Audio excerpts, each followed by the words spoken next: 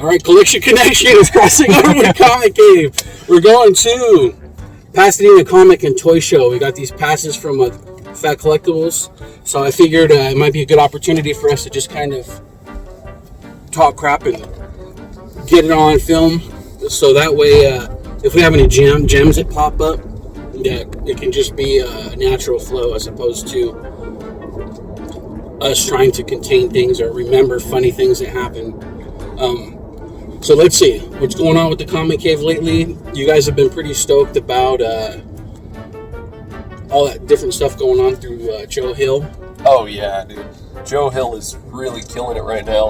All those horror comics are like really interesting, and then they have that like little backstory line that's kind of going on in like the second half of the book or whatever. You get a little chunk each issue, and that's a really cool story too. So what's the deal with that? Is it kind of like a like when you would watch Spider-Man cartoons and they have like 2 minutes of Ant-Man at the back of it? Exactly. Like that? Yeah. Oh, cool. Yeah. I always really like that. I feel like that brings me back to like that childhood, like where you get a little nugget at the end, and it's like it gets you hyped. They did that with I don't know if you remember the Super Mario Super Show, where they had like Captain Lou Albano. I've never seen that. Oh man, it was a Super Mario Super Show, and it was basically like maybe during the 80s, most likely the 90s, I don't know, around that time.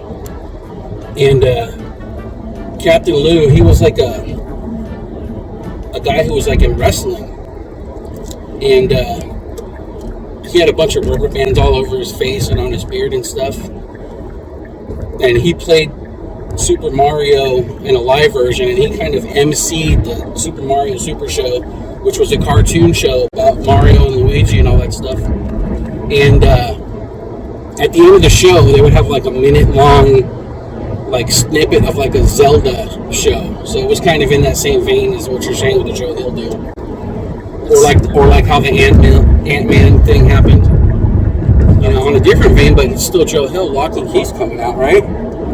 Yeah, they're bringing it back, I think. No, but not just the book. They have like, it's coming out as like a movie or a show or something. Oh. I saw a preview like 2 days ago on it. No way. Like maybe like a Netflix sort of deal? I'm not sure if it's on Netflix or network TV or HBO, or I'm not sure what the medium is. I might have even shared it on the Collection Connection Facebook page. Yeah. Oh yeah. So it's coming to Netflix, and it is going to be a series. That's pretty cool. Yeah, so we'll see. I know Lock and Key was a pretty dope book. I think it was when he was just getting his foot in the door. I wonder why he goes by Joe Hill and not Joe King. I read that it was because he wanted to make it on his own and not kind of like ride his dad's laurels. Well, that's a good way to do it. I know that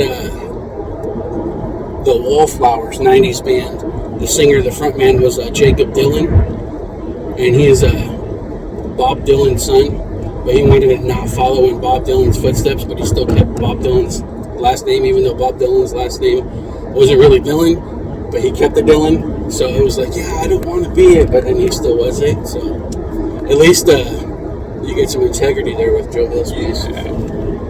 Dylan's kind of like, I guess, ambiguous though, you know, like maybe. Possibly. I don't know, if he went up there and he was like, I'm Jacob Dylan and this is my band. I never knew that the Wallflowers guy was Bob Dylan's son. Yeah, Bob Dylan's son. One headlight.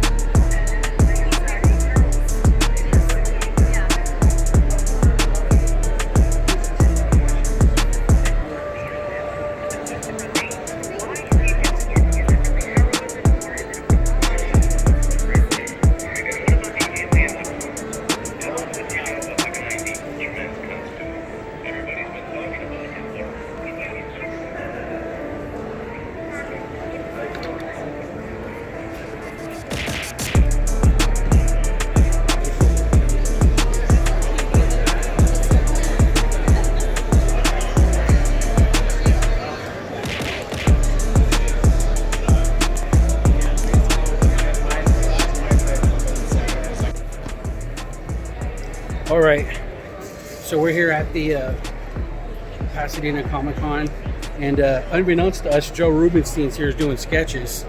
We combed the whole place looking for a sketch cover, and there's none to be had, but there's a comic shop a quarter of a mile from here. So we're gonna go over and visit him and make sure he's not bailing, and try to get my Joe Rubenstein Gambit sketch. So we'll see how that goes. So we left the con. We headed over here to Collector's Paradise in Pasadena, looking for a sketch cover. Nice lady in there, but they don't have any. And I'm not going to do a X-Men comic on a... No? None there too? Man, it looks like the stars are not lining up for us to be able to do this, so we'll try to figure something else out.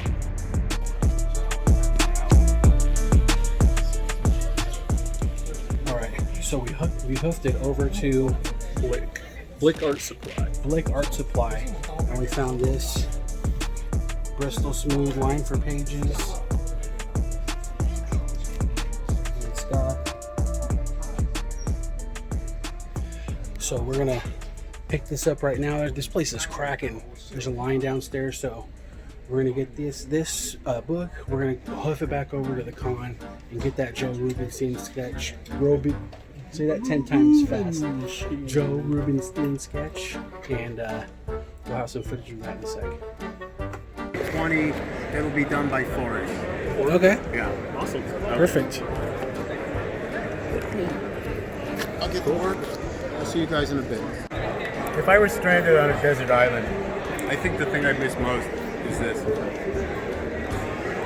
Ice cream. Ice cream? No, I mean, I love ice cream. I love chocolate. I love all kinds. I love women. But like,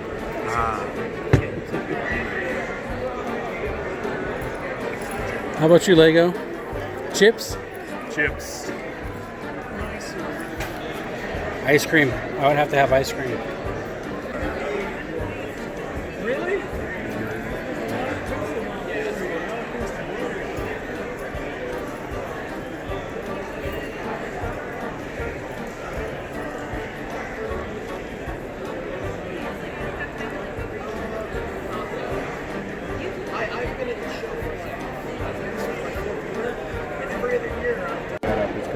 unless you want me to. Oh, that's fine. I think it just adds.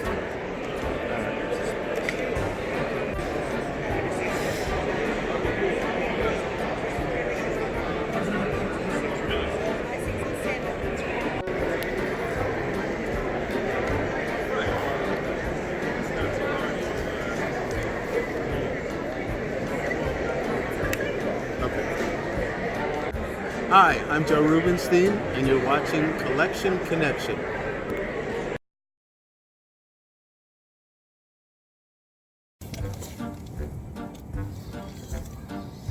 All right, we are heading home from Pasadena Comic Con.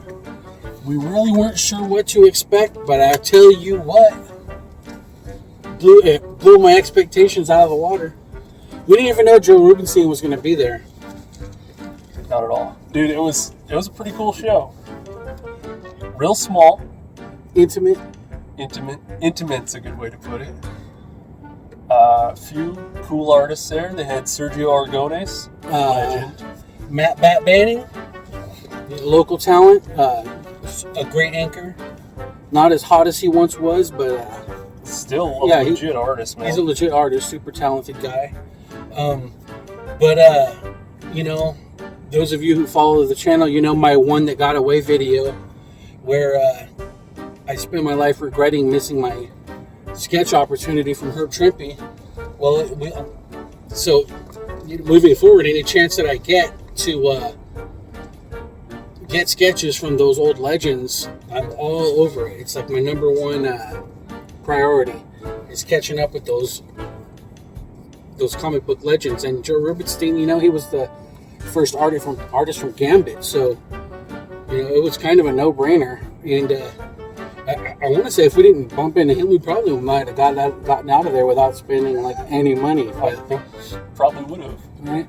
Because it was small. I mean, there was less things going on in there than like just a Saturday at Frankenson's. Yeah. So, It was cool. You know, there was a decent spread. There was some G.I. Joe stuff there, some Transformer stuff. Pops, of course. Lots of pops. Lots of pops. There's always lots of pops, right? Yeah. They had some cool statues. A lot of old Godzilla stuff. That was cool. Yeah. There was a bunch of. They even had a Godzilla mask. Yeah. That I thought was cool. Like the OG. Yeah, like the that OG. was cool. Totally rubber. Yeah, That's cool. for sure. It was a good show. I got to see some of the SH figure art stuff that I haven't been keeping up with. They got a cool Star Wars line with that now that I might be checking out. But you know, at $50-$60 a pop per figure, you know, it's pretty brutal, that price point. But what you're getting for it is a step above like Black Series or the other stuff. The Black Series are pretty cool, but the articulation from SH figure arts, unreal. And the detailing on like the faces and stuff. That's true too. Something else. So Joe Rubenstein. I might do a sketch of the week show, or I just might have it be a this week show. I might just put it into a this week and then